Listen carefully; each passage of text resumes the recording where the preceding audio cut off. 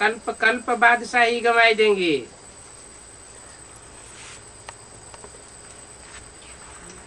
फिर कल्प कल्प बादशाही नहीं मिलेगी, फिर जन्म जन्मांतर पछताना पड़ेगा।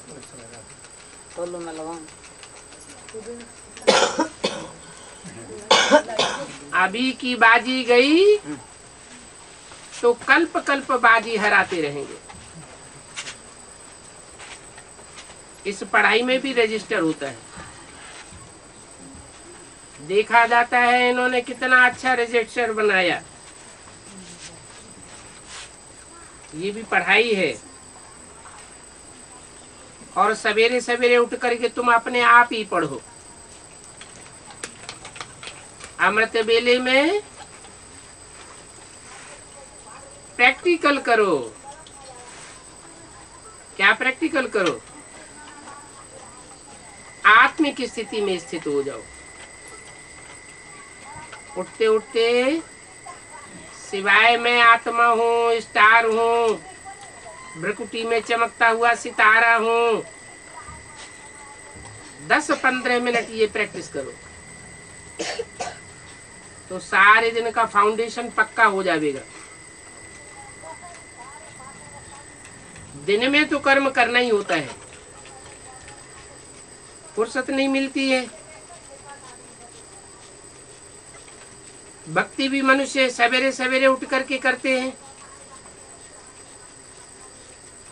क्योंकि सवेरे का टाइम सात्विक होता है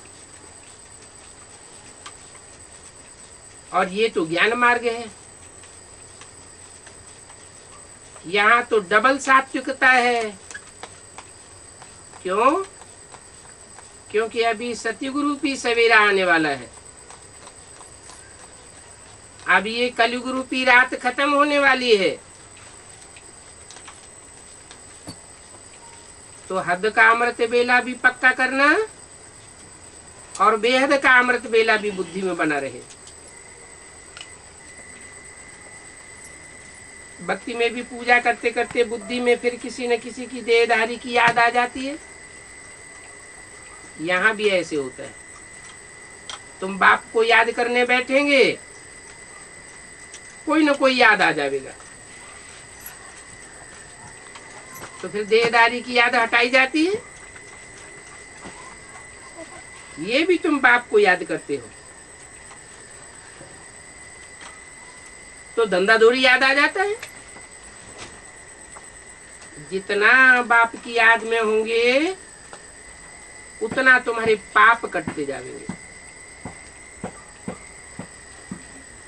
याद की अवस्था ज्यों ज्यों ऊपर चढ़ती जाएगी त्यों तुम अपने में हल्कापन अनुभव करते रहेंगे,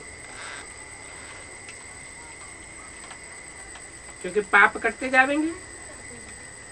पुरुषार्थ करते करते जब प्योर बन जाएंगे तब माला बनेगी। माला अर्थात संगठन तैयार हो जाएगा। जो श्रेष्ठ श्रेष्ठ अच्छे अच्छे पुरुषार्थी बच्चे हैं उनका संगठन बनता है, माने माला तैयार होती है। पूरा पुरुषार्थ नहीं किया तो फिर माला रूपी संगठन में नहीं आ सकेंगे, प्रजा में चले जाएंगे।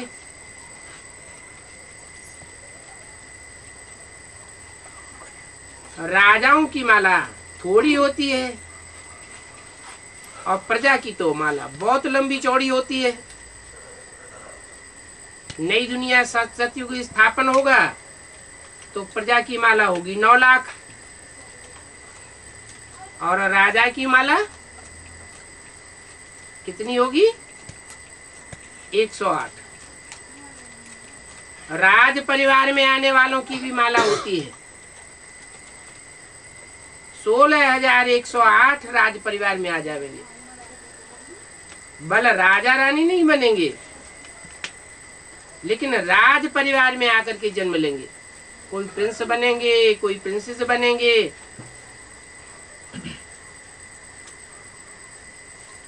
वो राज परिवार की माला में आ जाएंगे।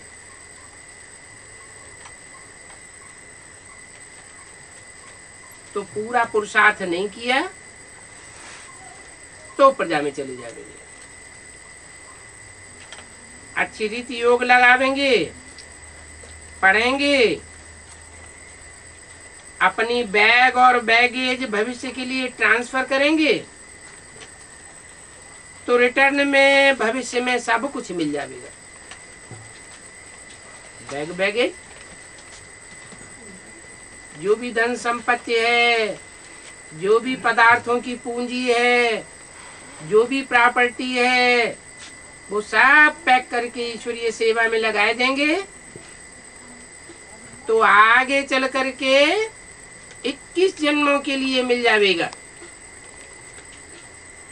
और 21 जन्मों के आधार पर जो संगम युग में त्याग करने के संस्कार भरे हैं वो द्वापर कलयुग में भी वो काम आते रहेंगे। जैसे कहते हैं तप कर राज, राज कर नर का। बहुत तपस्या की पूंजी इकट्ठी करते हैं तो राजा बन जाते हैं। बहुत दान पुण्य करते हैं तो बड़े बड़े साहूकार बन जाते हैं अगले जन्म में। तो ये प्रैक्टिस यहाँ करनी है, ये आत्मा में संस्कार यहाँ भरने हैं। ईश्वर अर्थ देते हैं तो दूसरे जन्म में उसका रिटर्न मिल जाता है। भक्ति मार्ग में भी ऐसे होता है, क्योंकि वहां तो ईश्वर सन्मुख नहीं होता, इसलिए एक जन्म का रिटर्न मिलता है। और यहाँ तो ईश्वर सन्मुख आया हुआ है, इसलिए 21 जन्म की प्राप्ति कराते हैं। एक जन्म त्याग करना और 21 जन्म का राज्य भाग प्राप्त करना। अभी बाप कहते हैं देखो मैं डायरेक्ट आया हुआ हूं, भक्ति मार्ग में डायरेक्ट नहीं, गुरुओं के थ्रू तुम याद करते हो। वो गुरु से वो हम कह के बैठ जाते हैं, उनकी आरती पूजा वंदना करते हो सदगुरु समझ करके। वहां तो मैं होता नहीं हूं, और यहाँ संगम युग में तो मैं डायरेक्ट आया हुआ हूं। अभी तुम जो कुछ भी करते हो सो सब अपने लिए करते हो। मनुष्य दान पुण्य आदि करते हैं, वो तो भक्ति मार्ग में इनडायरेक्ट हो जाता है।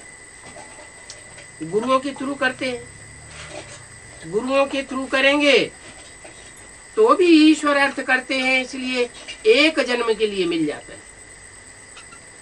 और यहाँ डायरेक्ट बाप के लिए करते हो तो 21 जन्म के लिए प्राप्ति होती है। अभी इस समय बाप की मदद हुई है तो उसकी प्रारब्ध भक्ति मार्ग तक चलती रहती है। इस समय तुम बाप को बहुत मदद करते हो। जानते हो कि ये पैसे तो सब खत्म हो जाएंगे, क्या न भी दान पुण्य करेंगे न भी त्याग करेंगे तो भी जो भी बैग एंड बैगेज इकट्ठा किया है, बैंक बैलेंस इकट्ठा किया है, वो रहने वाला नहीं है। क्यों रहने वाला नहीं है? क्योंकि विनाश सामने खड़ा है।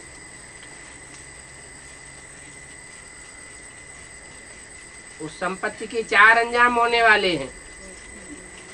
किसकी दबी रही धूल में जमीन हिलेगी तो जमीन के अंदर गाड़ा हुआ सोना चांदी सब कहाँ का कहाँ चला जाएगा। किसकी राजा खाए, इनकम टैक्स वाले ले जाएंगे, सेल टैक्स वाले ले जाएंगे, किसी को छोड़ेंगे नहीं।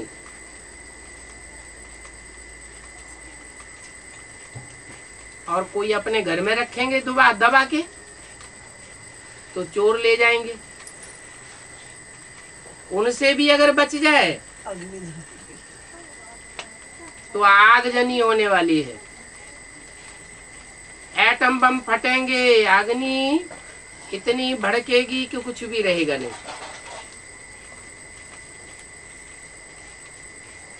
तो जो धनी के नाम खर्चेंगे, हिम्मत करेंगे, पहचानेंगे कि बाप आया हुआ है जन्म जन्मांतर का वर्षा देने के लिए, तो ऐसे जो निश्चय बुद्धि होंगे वो फटाक से निश्चय बुद्धि होने के कारण हाई जंप लगा देंगे और उच्च पद प्राप्त कर लेंगे। जानते हो कि पैसे तो सब खत्म हो जाएंगे, जब खत्म ही होने हैं तो क्यों ना बाप की मदद करें। बाप कोई अपने साथ परमधाम में थोड़े ले जाएंगे। तुम्हारा पैसा यहाँ का यहीं वापस कर देंगे क्या? यहाँ का यहाँ वापस भी करेंगे और 21 जन्म के लिए ब्याज में भी दे देंगे। ऐसा बैंकर कोई नहीं मिला होगा। इतना ब्याज, इतना इंटरेस्ट कोई नहीं देगा जितना बाप देते हैं। नहीं तो बाप राजा ही कैसे स्थापन करेंगे? ना कोई लश्कर है, न कोई बाप के पास सेना है, न हथियार पवार है।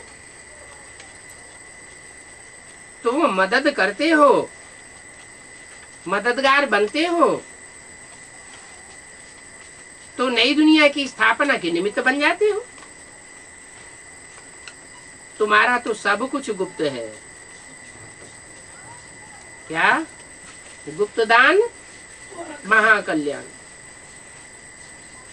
एक हाथ देने वाला, दूसरा हाथ लेने वाला। तीसरे को पता नहीं लगना चाहिए। अगर तीसरे को पता लग गया तो उस दान की वैल्यू कम हो जाएगी। वो नई दुनिया की स्थापना के काम में वो उतना मददगार नहीं बन पाएगा। तुम्हारा पुरुषार्थ है ही गुप्त। कन्या को दहेज कोई देते हैं तो गुप्त दान देते हैं। यहाँ भी गुप्त दान है। कन्या को देते हैं तो पेटी बंद करके चाबी उसके हाथ में दे देते हैं। ससुराल वालों को भी पता नहीं चलता कि कन्या को क्या दिया। और कोई कोई तो ऐसे होते हैं कि दुनिया वालों को बहुत शो करते हैं कि देखो हमने कन्या को कितना दान में दिया। कोई कोई गुप्त दे देते हैं। बाप भी कहते हैं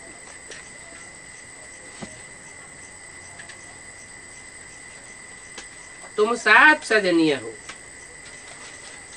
तुमको हम विश्व का मालिक बनाने आए हैं। तुम गुप्त मदद करते हो। तुम्हारी आत्मा जानती है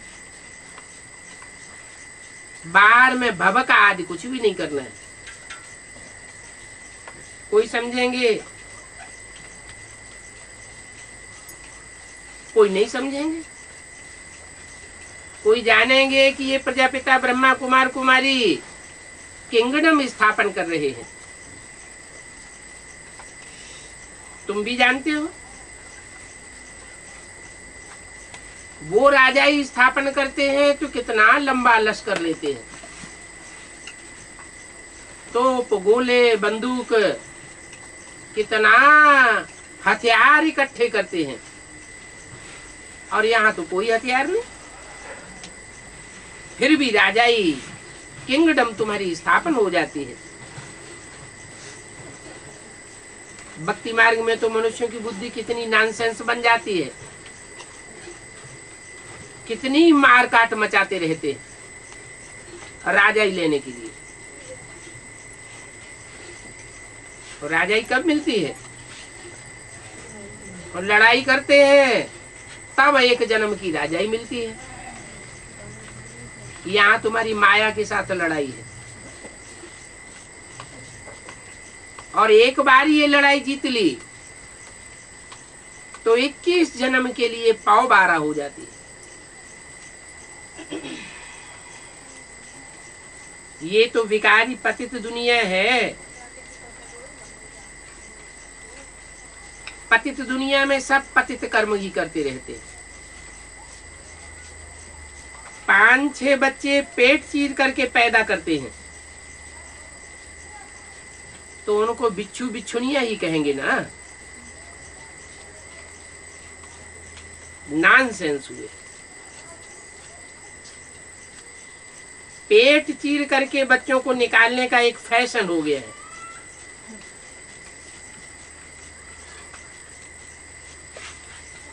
यहाँ ब्राह्मणों की दुनिया में भी कौन सा पेट है? बुद्ध रूपी पेट। कोई कोई ईश्वरीय सेवा करते समय बहुत टेंशन हो जाता है। ईश्वरीय सेवा की और सेवा का मेवा खुशी न मिली तो ऐसी सेवा से कोई फायदा नहीं है।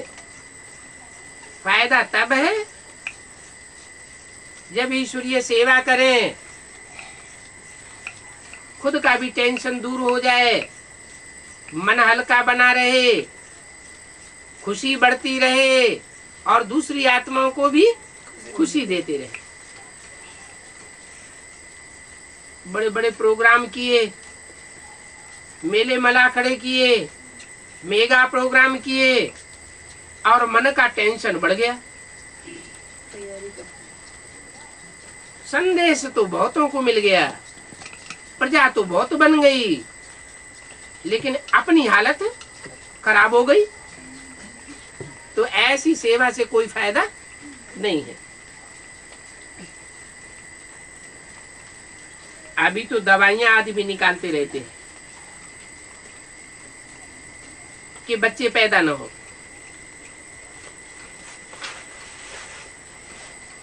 दवाइयां पीते रहते हैं, खाते रहते हैं, लेकिन साथ में मूत भी पीते रहते हैं।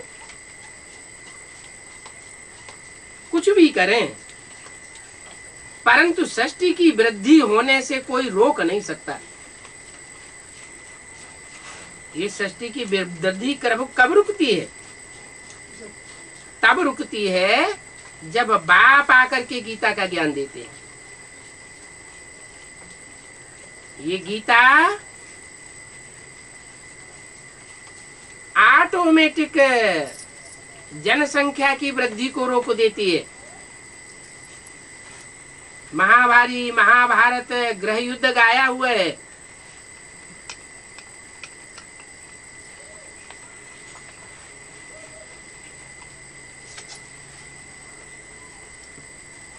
अभी देखो जन्म और भी जास्ती बढ़ते जाते हैं, जन्म दर बढ़ती जाती है, जनसंख्या तो बढ़ेगी ही। कहते भी हैं इस हिसाब से आगे चल करके अनाज कैसे पूरा होगा अगर ऐसे ही वृद्धि होती रही। ये है ही बंदरों की दुनिया। तुम बच्चों को अभी ईश्वरीय बुद्धि मिली है तो जनरेशन अपने आप बंद हो जाती है। तुम पवित्रता में काबिज हो जाएंगे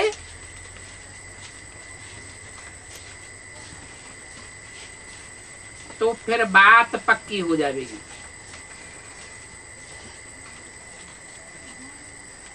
सब समझेंगे कि इनको भगवान पढ़ाते हैं, जानेंगे कि इनको भगवान पढ़ाते हैं। ये पढ़ाई इन्होंने पढ़ी, हमने नहीं पढ़ी, इनका कितना रिगार्ड रखना चाहिए।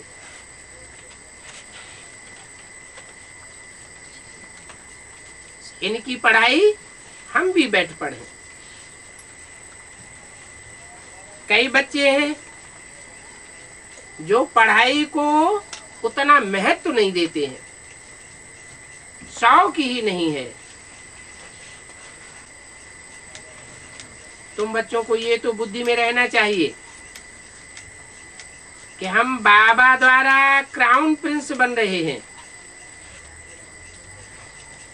बाबा हमको संगम युग में जिम्मेवारी का ताज पहनाते हैं और भविष्य में हम रतन जड़ित ताजधारी बनेंगे। अभी बाप कहते हैं मेरी मत पर चलो, अपनी मत पर कदम बढ़ाया, मेरे से वेरीफाई नहीं किया तो सर्विस के बदले और ही डिसर्विस होती रहेगी। भले कितना भी बड़ा प्रोग्राम कर लो, मेगा प्रोग्राम कर लो, बड़ी बड़ी कॉन्फ्रेंसेस कर लो, बड़ी बड़ी प्रदर्शनी कर लो, मेले मला खड़े कर लो, रिजल्ट कुछ भी आने वाला नहीं है। दुनिया की वृद्धि ज्यों की त्यों होती जाएगी। बल ब्राह्मणों की भी संख्या बढ़ती है, लेकिन उससे कोई फायदा नहीं। प्रजा क्वालिटी की आत्माओं को बढ़ाई दिया, लेकिन माला तो नहीं बनी, संगठन तो मजबूत तैयार नहीं हुआ। तो यूनिटी अगर मजबूत बनानी है तो प्योरिटी के ऊपर बहुत ध्यान देना है। तो मेरी मत पर चलो, बाप को याद करो। बार बार कहते हैं, हम भूल जाते हैं। अरे ऐसे श्रेष्ठ बाप को तुम भूल जाते हो जो तुम्हें जन्म जन्मांतर की बादशाही देते हैं।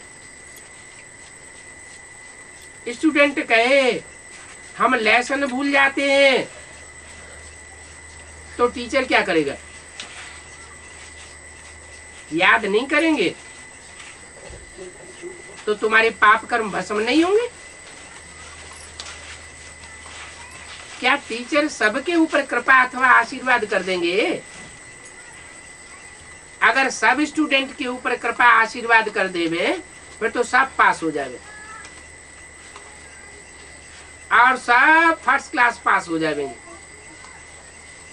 लेकिन ऐसा तो हो नहीं सकता। तो बाप कहते हैं पढ़ाई पढ़ो, पढ़ाई पढ़कर के ऊंच पद पावेंगे। भला अपने पेट का धंधा आज भी करो। क्या बल लगा दी? कंपल्सन नहीं किया कि धंधा आदि करना ही है, बल करो, परंतु पढ़ना जरूर है। तमो प्रधान से सतो प्रधान बनो, औरों को भी रास्ता बताओ।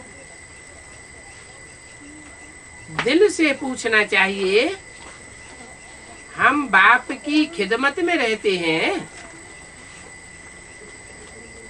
कितनों को आप समान बनाते हैं?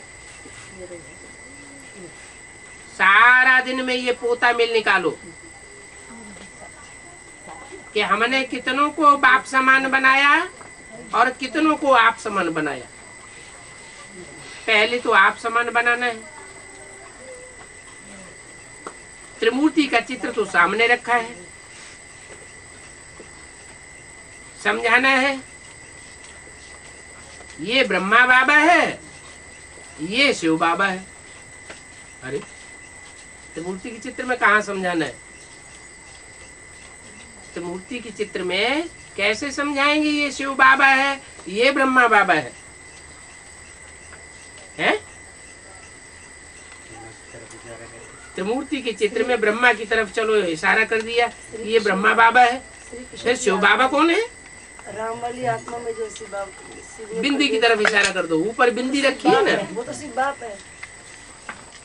शंकर की तरफ इशारा करो। वो तथाकथित ब्राह्मण फिर उल्टी बात बताई देते हैं। वो बताते हैं कि नीचे ये ब्रह्मा बाबा बैठा है बाईं ओर, और ऊपर शिव बाबा बैठा है। अरे वो बिंदी का बैठना, बिंदी का सोना, बिंदी का खड़ा होना, ये कोई मायने रखता है क्या? बाप मुरली में बोलते हैं, बाप बैठ बच्चों को पढ़ाते हैं, तो कौन से बाप की बात है? बिंदु बाप की बात है।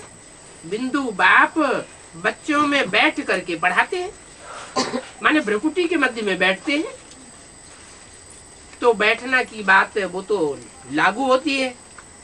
बाकी बिंदी का बैठना, बिंदी का भागना, बिंदी का खड़ा होना, ये तो कोई बात ही नहीं हुई। और फिर शिव बाबा, ये बाबा जब कहा जाता है तो ग्रैंडफादर को कहा जाता है। ऐसे बूढ़े को भी बाबा कहते हैं, जैसे ब्रह्मा बाबा बूढ़े थे तो उनको बाबा नाम दे दिया, लेकिन बाबा उसको कहा जाता है जो बाप का बाप होता है। कब बनता है?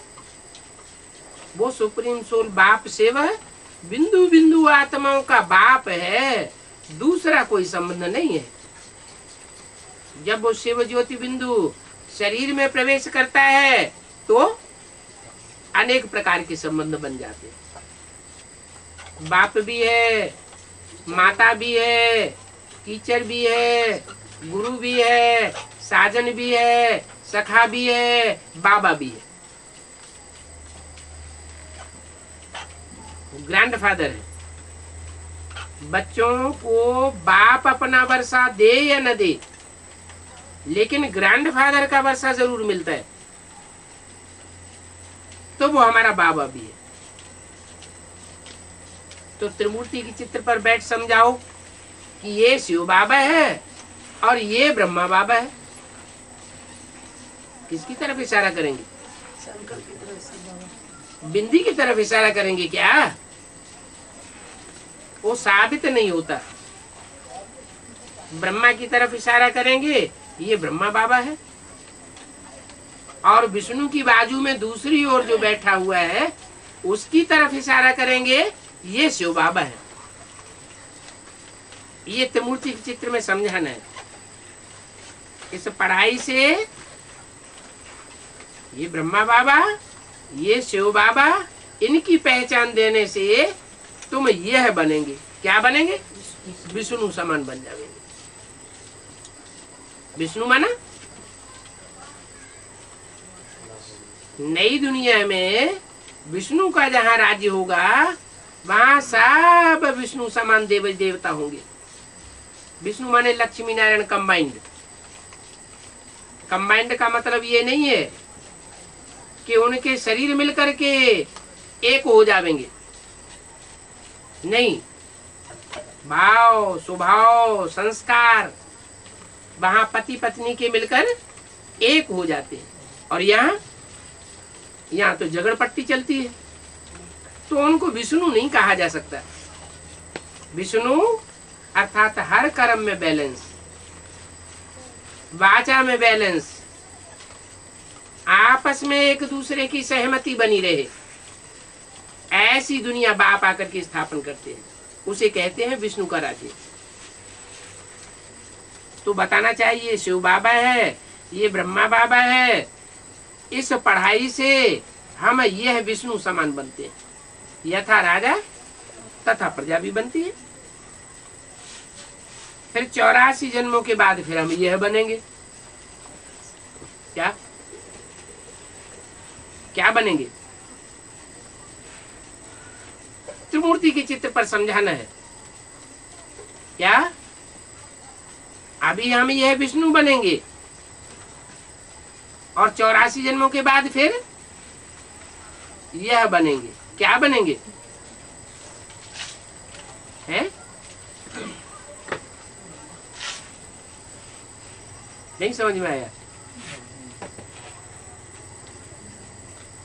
वो जो इशारा दिया कि ये हमारा शिव बाबा है,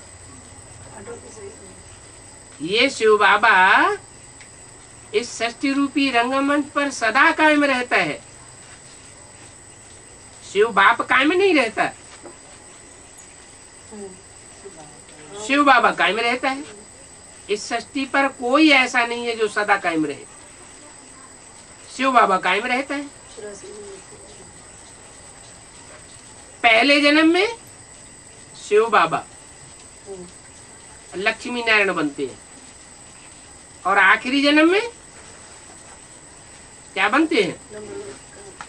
आखिरी जन्म में बैगर बनते हैं। पहले जन्म में ऊंचे ते ऊंचे, और आखिरी जन्म में नीचे ते नीचे बैगर। बैगर के पास तो फिर कुछ भी ना हो, न धन, न पद, न मान, न मर्तबा। ऐसी हालत हो जाती है। तो 84 जन्मों के बाद ये हालत हो जाती। फिर मैं आता हूं तो बैगर को फिर से प्रिंस बना देता हूं। सर के ऊपर ताज रख देता हूं।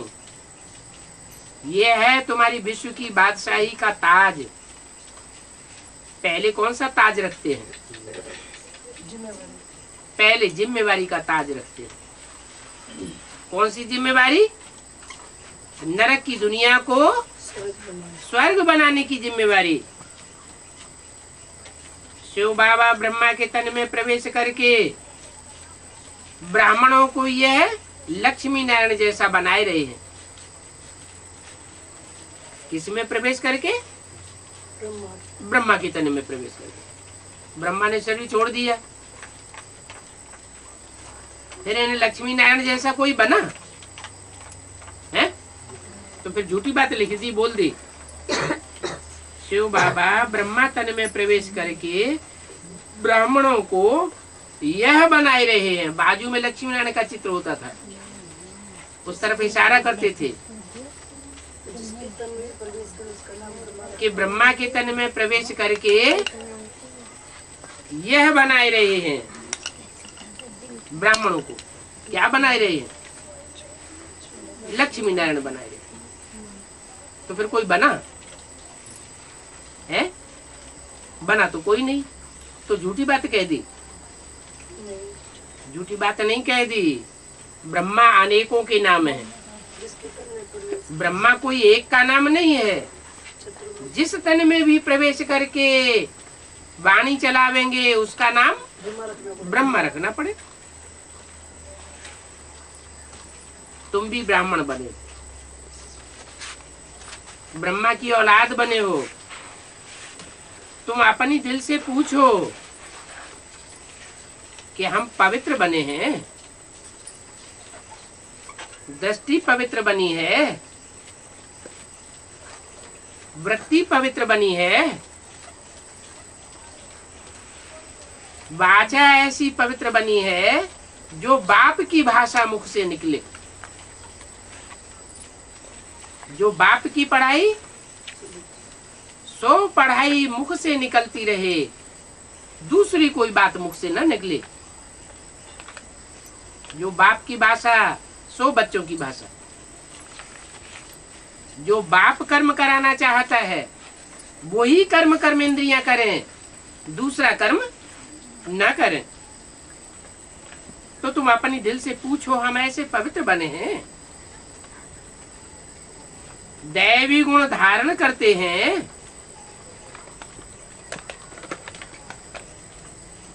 या आसुरीपना बढ़ता जाता है?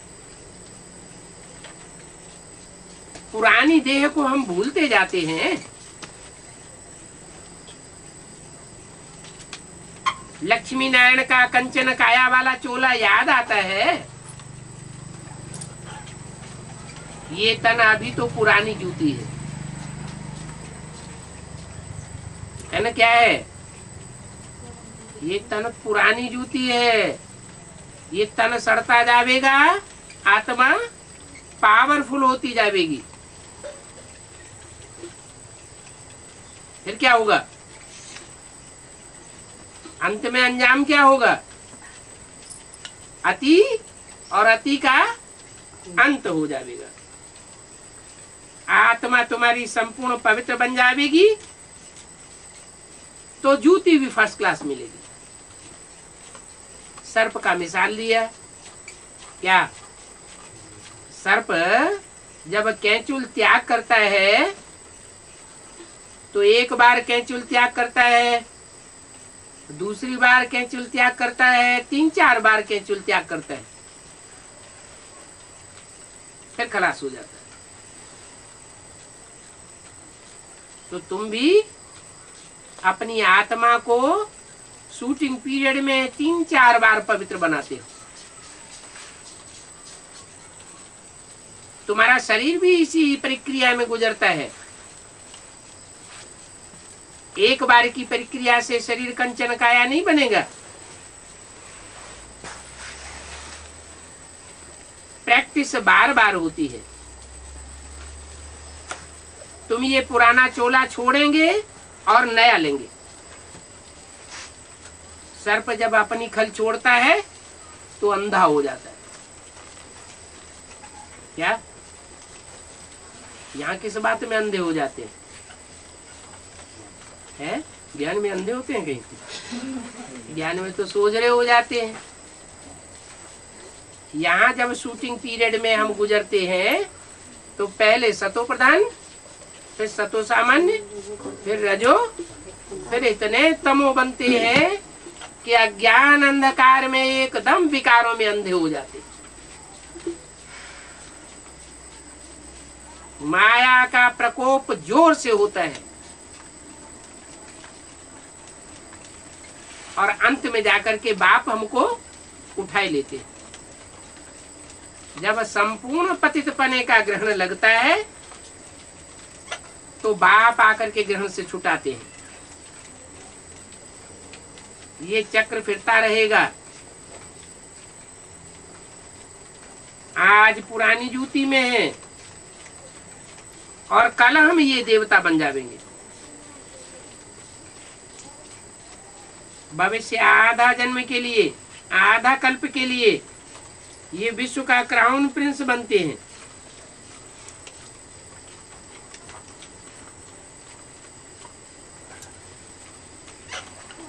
बाप द्वारा बनते हैं।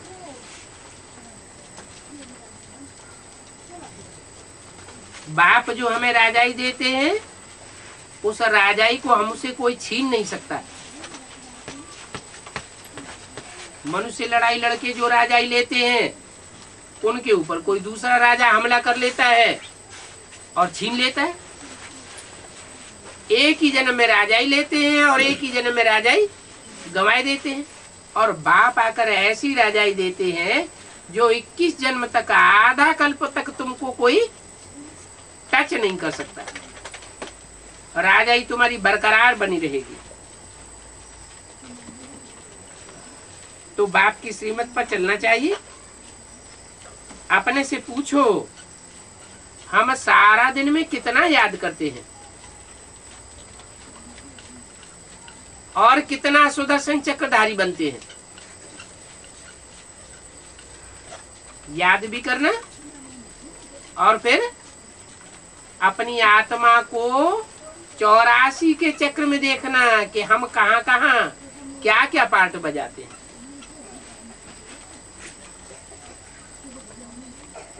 जो करेंगे सो पावेंगे। बाप तो रोज पढ़ाई पढ़ाते रहते हैं कि सुदर्शन चक्रधारी बनो, माम एकम याद करो, रोज पढ़ाते हैं। सबके पास मुरली जाती है। अच्छा, अगर मुरली ना भी मिले तो तुमको 7 दिन का कोर्स तो मिल गया ना। आत्मा में पक्का फोर्स तो भर गया ना। किस बात का? कि हमको बाप मिला है। दुनिया को बाप नहीं मिला और हमको बेहद का बाप मिल गया। तुम्हारी बुद्धि में ये नॉलेज आ गई कि बाप हमको पढ़ाई पढ़ाते हैं। ये पढ़ाई दुनिया में और कोई नहीं पढ़ा सकता। बाप जो नॉलेज देते हैं वो नॉलेज दुनिया में और कोई नहीं दे सकता। वो गुरु गोसाई तो शास्त्रों की पुरानी पढ़ाई ही पढ़ाते रहते हैं, पुराने पुराने शास्त्र और उनमें जो कथा कहानियां लिखी हुई हैं वही सुनाते रहते, कोई नई बात तो बताते नहीं। और यहाँ बाप हमको नित्य नई पॉइंट्स देते रहते, नई नई बातें सुना करके हमको पक्का कराए देते हैं कि तुम नई दुनिया में जाने वाले हो। नई नॉलेज से ही तुम नई दुनिया में जावेंगे। तो ये नॉलेज तुम्हारी बुद्धि में आ गई ना। शुरू में तो भट्टी बनी, कोई पक्के हुए कोई कच्चे निकल गए। जैसे ईंटों का भट्ठा पकता है ना, तो कोई कच्ची ईंटें रह जाती हैं, कोई पक्की हो जाती है, कोई अव्वल नंबर निकलती है, कोई द्वयम नंबर निकलती है। 6-8 वर्ष पवित्र बन करके रहे भट्टी में, फिर अपने देवभान में आकर के घात कर लिया। माया बड़ी दुस्तर है। आधा कल्प तुम बच्चों ने माया से हार खाई है, 63 जन्म हार खाते रहे, और अभी एक जन्म में बाप आकर के तुमको माया पर जीत पहनना सिखलाते। अभी भी अगर हार खावेंगे तो कल्प कल्पांतर के लिए अपना पद खो बैठेंगे। अभी जो पद बन गया वो सदा काल के लिए बन जाएगा।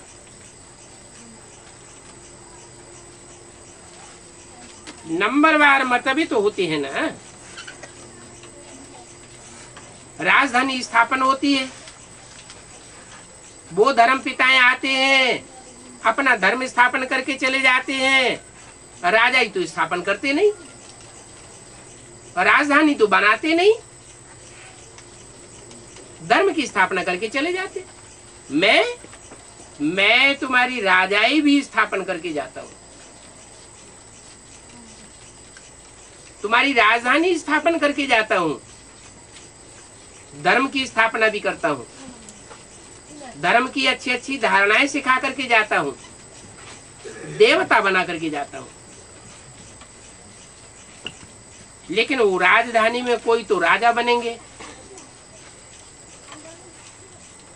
कोई मंत्री बनेंगे, कोई रानी बनेंगे, कोई राज्य अधिकारी बनेंगे, कोई दास दासी बनेंगे, कोई फिर चांडाल बन पड़ेंगे। कोई फर्स्ट क्लास प्रजा, कोई सेकंड क्लास प्रजा, कोई थर्ड क्लास प्रजा बन पड़ेंगे। फर्स्ट क्लास प्रजा में साहूकार बनना फिर भी अच्छा है, दास दासी का लकब तो न बने। जो साहूकार बनते हैं बड़े बड़े, उनकी भी जैसे कि राजाई होती है। बड़े बड़े साहूकारों को कितने दास दासियां होते हैं, हीरे जवाहरातों के महल होते हैं। प्रजा में भी कोई बहुत साहूकार तो होते हैं ना। यहां भी देखो, राजाएं प्रजा से कर्जा उठाते रहते हैं, तो वहां सतयुग में भी ऐसे होता है। क्या? जो आखिरी नारायण होगा वो राम साहूकार से कर्जा उठावेगा, इतना कर्जा उठावेगा, इतना कर्जा उठावेगा कि सारी राजाई अपनी डुबो देगा। और किसके हाथ में राजाई चली जाएगी? नारायण के हाथ से राम के हाथ में राजाई चली जाएगी।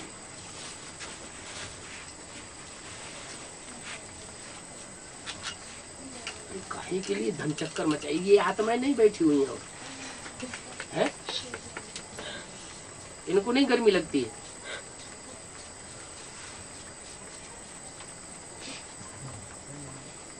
देखने से तो ठंडा लगता हैं? किसको? बाप को देखने से ठंडा लगता है। बाप को देखने से ठंडक आती है। अच्छा, तो रात भर बैठे थे ऐसे ही?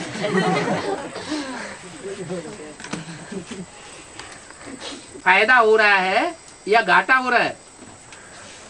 हैं? प्रजा को तो घाटा हो गया। 3.5% ब्याज मिला साल में और 10% महंगाई बढ़ गई। 100 रुपए के नोट का कितना रह गया? 90 रुपया रह गया। 3.5% ब्याज मिल गया, 93.5 रह गया, तो 7.5 का घाटा हुआ ना। तो सतयुग में बल कर्जा लेते हैं, लेकिन वहां चालाकी चतुराई नहीं होती। और यहाँ तो राजाओं में कितनी चतुराई है। जो कुर्सियों पर बैठे हुए हैं, ऐसे ऐसे कायदे कानून बनाते रहते हैं कि गरीब और गरीब होते जाते हैं और साहूकार साहूकार बनते जाते हैं। कोई कहे कि वहां भी कर्जा उठाते हैं और यहाँ इस दुनिया में भी कर्जा उठाते हैं, तो उस दुनिया में और उस दुनिया में फर्क क्या रहा? तो फर्क समझ में आता है। वहां यथा राजा तथा प्रजा, सब देवी देवता होते हैं, दैवी स्वभाव के होते हैं, छल छिद्र कपट नहीं होता है। और यहाँ राजाएं भी छल छिद्र कपट वाले और प्रजा भी छल छिद्र कपट वाली। ताकत किसमें ज्यादा है? राजाओं में ज्यादा ताकत है, इसलिए वो अल्पकाल के लिए सुखी हो जाते हैं। ऐसी दुनिया में बाप आते हैं जहां इतना विरोधाभास है, उस विरोधाभास को खत्म करके और नई दुनिया स्थापन करते हैं। अभी तो अंधेर नगरी है, क्या गायन है?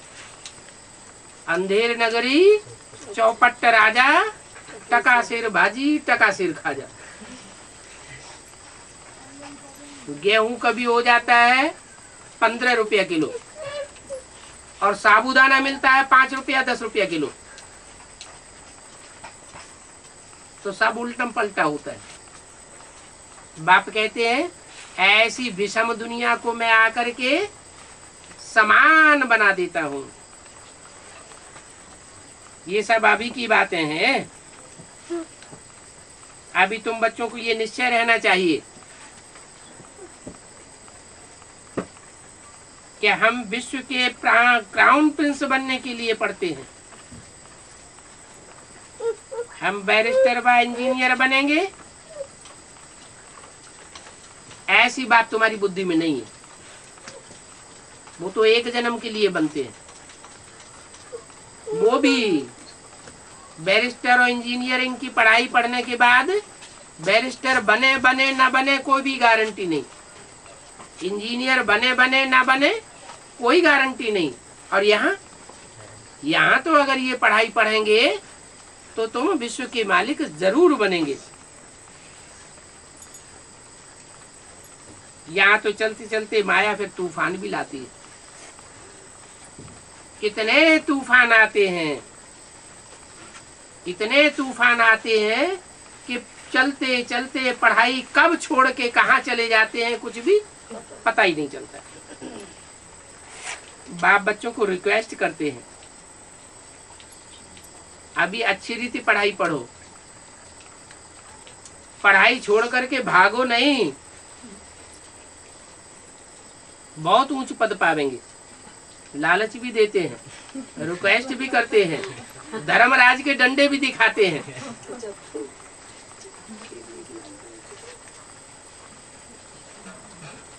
मक्खनबाजी भी करते हैं, बाप की दाढ़ी की लाज रखो। कितना अच्छी रीति बताते हैं। तुम ऐसे गंदे गंदे काम करेंगे तो बाप का नाम बदनाम कर देंगे। सत्य बाप है, सत्य टीचर है, सत्य गुरु बन करके आया हुआ है। ऐसे सच्चे बाप की अगर तुम निंदा करावेंगे तो ऊंच पद कैसे पावेंगे? ऊंच पद पावेंगे या नीच पद पावेंगे? सदगुरु निंदक ठौर न पावे। कौन सा ठौर है? वो गुरु लोग भी ऐसे ही कहते हैं। क्या कहते हैं? सदगुरु निंदक ठौर न पावे। उनके पास कौन सी ठौर है? वो गुरु लोग जो मनुष्य गुरु होते हैं, मठ पंथ बड़े बड़े बनाए के बैठ जाते हैं, वहां चेला चपाटा बना के नहीं बैठाएंगे। अगर निंदा करेंगे तो अपना चेला बना करके नहीं बैठाएंगे। ये ठौर है उनके पास एक जन्म का। सुखधाम शांति धाम में तुमको जगह नहीं देंगे। जोनल इंचार्ज का पद तुमको ट्रांसफर नहीं करेंगे। सेंटर इंचार्ज का पद तुमको ट्रांसफर नहीं करेंगे। उनके पास ये अल्पकाल का पद है। और बाप के पास अविनाशी पद है। कितने जन्मों का पद है? 21 जन्मों का पद है। गारंटी देते हैं यहाँ का इस जन्म में भी गारंटी देते हैं। अगर तुम निंदा कराने के निमित्त नहीं बनेंगे तो यहाँ जो प्रैक्टिकल में शांति धाम और सुख धाम बनने वाला है उसमें तुम ठौर जरूर पाओगे। शांति धाम ऊपर ही बनेगा या नीचे भी बनेगा? इस साकारी दुनिया में भी परम धाम को तुम इस सृष्टि पर उतार लेंगे। ऐसा संगठन तैयार होगा जहां सब बच्चे संगठित रूप में निराकारी स्टेज में होंगे। कोई संकल्प नहीं चलेगा। भले बाहर की दुनिया में विनाश होता रहे, एटम बम फटते रहे, भूकंप आते रहे, लेकिन तुम बच्चों के ऊपर कोई शिकन नहीं आवेगी। तुम आराम से शांत से अपनी तपस्या में बैठे रहेंगे, आत्मिक स्थिति में रहेंगे, शांति का अनुभव करते रहेंगे। दुनिया हाय हाय करेगी। नरक के बीच तुम स्वर्ग के वर्षे का अनुभव करेंगे। तो ठौर पाया ना? इससे ऊंच ठौर और कोई होता है क्या? कि सारी दुनिया जहां हाय हाय करे वहां खुदा के बंदे बड़े मौज में रहे। एक सैंपल भी बना के दिखाई दिया यज्ञ के आदि में। कराची में जहां रहे पड़े थे, हिंदुस्तान पाकिस्तान में खून की नदियां बह रही थी और बाप के 300-400 बच्चे बड़े आराम से समंदर के किनारे जो छोटा सा महल बना हुआ था उसमें बड़े आराम से थे। कोई सेक नहीं आई। बड़ी सेफ्टी से बच करके बाद में भारत में आ गए। तो अभी भी बाप समझाते हैं ऐसी सदगुरु की निंदा कराने के निमित्त नहीं बनना। जो बाप के पास ऊंच से ऊंच ठौर मिलने वाला है वो गवाए दो। उसे ऊंच से ऊंच ठौर कहो, बाप का वर्षा कहो। मुक्ति जीवन मुक्ति का वर्षा है। दुख दर्दों से मुक्त हो जाएंगे। एक जन्म के लिए नहीं, अनेक जन्मों के लिए। जीवन मुक्ति का वर्षा है। जीवन भी रहेगा और दुख दर्दों से मुक्ति भी अनुभव करेंगे। एक तो होता है शरीर छोड़ करके शांति धाम में जाकर के बैठना, वो तो है सिंगल मुक्ति, एक गहरा वर्षा। लेकिन तुम पाते हो दोहरा वर्षा, दुख दर्दों से मुक्त भी हो जाते हो, और शरीर में रहते रहते तुम सुख अनुभव करेंगे, कोई भी प्रकार का दुख अनुभव नहीं करेंगे, तो अच्छा पद पावेंगे ना। और इस दुनिया में भी दूसरे धर्म की आत्माएं आधा सुख आधा दुख भोगती है, और तुम पौना हिस्सा सुख भोगेंगे और चौथा हिस्सा तुम्हारा दुख होता है। दूसरे धर्म के जो लोग होते हैं वो घाटे में जाते हैं। क्यों घाटे में जाते हैं? क्योंकि बाप से पूरी पढ़ाई नहीं पढ़ते, वो दूसरे धर्म पिताओं के चक्कर में आ जाते हैं, दूसरे को बाप बनाए लेते हैं, गुरुओं की मत पर चल पड़ते हैं, तो दूसरे धर्म में कन्वर्ट होने वाली आत्मा बन जाती है। तो अभी बाप कहते हैं, बाप के दाढ़ी की लाज रखो, सदगुरु की निंदा कराने वाले मत बनो, नहीं तो ऊंच पद नहीं पावेंगे। इस समय तुम हीरे जैसे बनते हो। क्या? हीरा और कौड़ी में क्या फर्क होता है? हीरा चमक मारता है, अंधेरे में भी रोशनी देता है, और कौड़ी में कोई रोशनी नहीं होती, अंदर अंधेरा ही अंधेरा अज्ञान का भरा हुआ है। अभी तुम्हारा जीवन कौड़ी मिसल है। क्यों? जब बाप मिला, ज्ञान मिला, तो हीरे की तरह ज्ञान की चमक मारने वाला जीवन क्यों होना चाहिए? हीरे समान जीवन होना चाहिए, कौड़ी समान जीवन क्यों है? क्योंकि अभी निश्चय अनिश्चय के चक्र में माया गिराती रहती है। जब हम संपन्न बन जाएंगे, माया की तूफान बंद हो जाएंगे, पाप कर्म आत्मा के भस्म हो जाएंगे, तो आत्मा सदाकाल के लिए चमक मारेगी। जहां दुनिया में पहुंचेंगे वहां ज्ञान की रोशनी बिखेरते रहेंगे, सारी दुनिया हाय हाय कर रही होगी, और तुम 9 लाख सितारे संसार में चमक मारते रहेंगे, ज्ञान की रोशनी की चमक। तो कितना अच्छा तुम्हारा भाग्य है।